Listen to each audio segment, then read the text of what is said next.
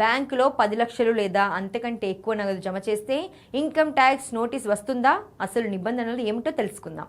ఒక ఆర్థిక సంవత్సరంలో అంటే ఏప్రిల్ 1 నుంచి మార్చి 31 మధ్య మీ సేవింగ్స్ బ్యాంక్ ఖాతాలో మొత్తం 10 లక్షలు లేదా అంతకంటే ఎక్కువ నగదు జమ చేస్తే ఆ వివరాలను బ్యాంకులు ఆదాయ పన్ను శాఖకు నివేదిస్తాయి. అయితే చాలా మంది అనుకునేలా ఖాతాలో 10 లక్షలు ఉండటం వల్లే నోటీస్ వస్తుందనేది నిజం కాదు.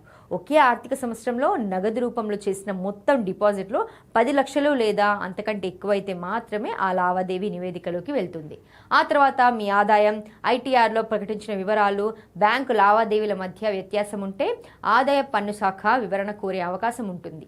అందుకే ఐటీఆర్ దాఖలు చేసే సమయంలో మీ ఆదాయం, బ్యాంకు వడ్డీ, నగదు డిపాజిట్లు వంటి అన్ని వివరాలను సరిగ్గా నమోదు చేయాలని నిపుణులు సూచిస్తున్నారు. ఒకవేళ ఆదాయ పన్ను శాఖ నుంచి నోటీసు వచ్చినా భయపడాల్సిన అవసరం లేదు. మీరు జమ చేసిన నగదుకు చట్టబద్ధమైన ఆధారాలు ఉంటే బ్యాంక్ స్టేట్మెంట్లు, ఆస్తి విక్రయ పత్రాలు, వ్యాపార ఆదాయ రికార్డులు, పెట్టుబడి రాబడుల వివరాలు లేదా బహుమతి వారసత్వానికి సంబంధించిన పత్రాలు సమర్పించి వివరణ ఇవ్వచ్చు. ప్రస్తుతం ఆదాయ పన్ను శాఖ ఆర్టిఫిషియల్ ఇంటెలిజెన్స్, డేటా అనలిస్టిక్స్ సహాయంతో బ్యాంకు లావాదేవీలు, టీడీఎస్, పెట్టుబడులు, ఆస్తుల కొనుగోళ్లు వంటి ఆర్థిక వివరాలను పరిశీలిస్తోంది.